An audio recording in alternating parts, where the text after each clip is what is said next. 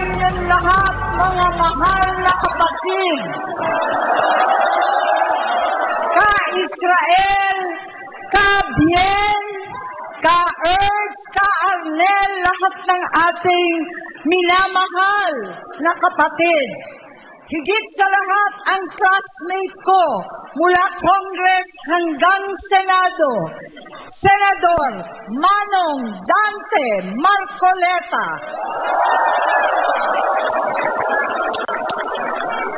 Napakahirap po ang pumunta, tumayo at magsalita sa inyong harapan. Pero noon pa man, alam kong walang madali kapag ikaw ay Marcos.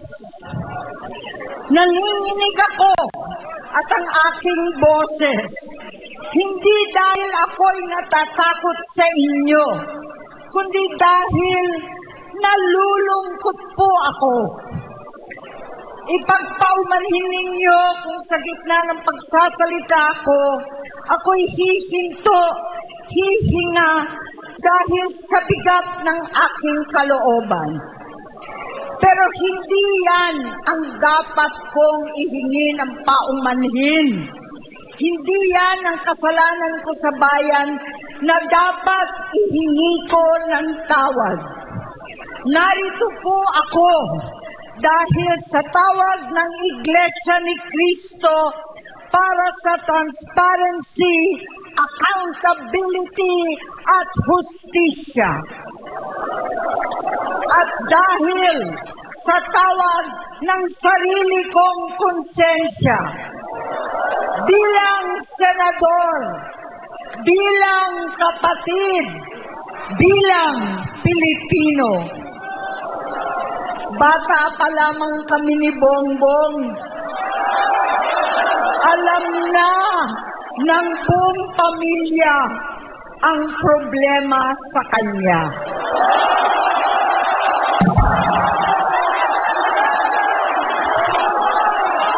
Sa totoo lang, mababasa naman ng lahat ang mga testimonya ng aking ama patungkol sa kanyang ugali at gawain. Noon, dahil may tatay pa kami, hindi ko pa siya responsibilidad.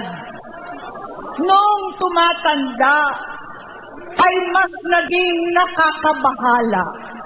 Batid ko na nagda-drug siya.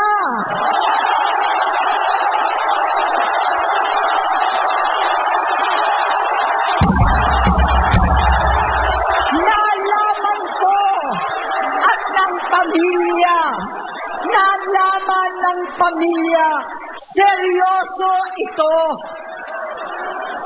Minsan, kami ng Presidential Guard at Metro Gompa ang naglilinis tuwing nagpa-party po sila.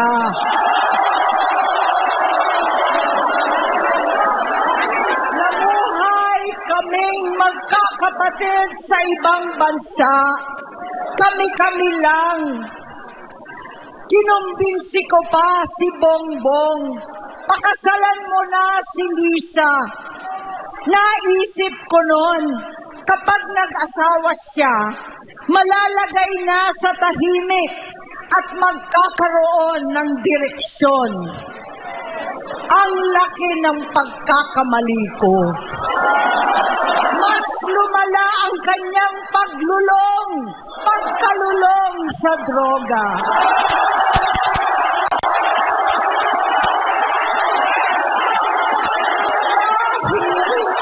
Parehas pala silang mag-asawa.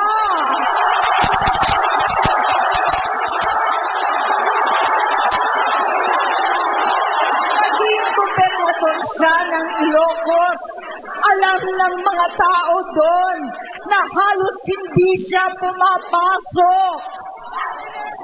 Tuwing kukumprontahin ko siya, ay nagsasabi siyang magbabago na siya, aalisin na niya ang bisyo.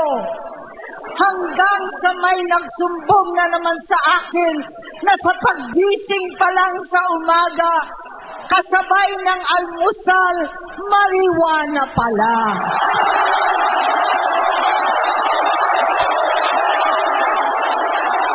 Hapon sila. Lahat sila nagiinuman at gumagamit ng cocaine. Kasama ng asawa at barkada. Tulad ng ama ko, kinastigo ko ang mga barkada niya. Ang nasirang si Bong Dasa, si Edby Cruz, Inigo, Tony Boy, Sat Anton, alam po ninyo yan. Paano nagre-resign na sa takot ang mga pulis nila at staff dahil sa lumalalang bisyo. Inayos ko sila dahil gusto niyang ituwid ang buhay niya. Gusto niyang mag-vice-presidente. Hindi siya pinalad at lalong nagkaroon ng oras para sa bisyo. Simula noon, naging malabo sa amin ang lahat. Kaysa mag-away, bigla na lamang lumayo ang loob namin sa isa't isa. Noong 2016, kasabay ng kampanya ni dating Pangulong Duterte laban sa droga, lumabas ang pangalan ni Bongbong sa listahan. Nakasama siya sa listahan ng mga celebrities, mga artista, Maricel Soriano at iba pa. Masinsinan kong kinausap si Pangulong Rodi. Halos manikluhod ako. Sinabi kong ayon sa kapulisan, dapat unahin, usigin ang mga pusher at saka na lamang sagipin ang mga user. Naligtas si Bongbong. Labis ang takot ko at pag-aalala. Kinausap ko siya at nagsabi siyang talagang siya ay nagbabago na. Muli at lagi, hindi ako nawalan ng pag-asa. Ako'y naniwala ulit. Mula noon na natatanggap ko na lang na balita tungkol sa kapatid ko ay regular na pagpapadoktor. Kaya kumalma naman ako. Inisip ko, totoo, dahil na-opera na ang tuhod niya sa gout. Siguro, totoo na ito. Hanggang nito, na lamang nalaman ko na tuloy ang paggamit niya sa mga party na garapalan naghakain ng droga. Pinagmamalaki pa ng mag-asawang kayang-kaya nila ang microdosing ng cocaine.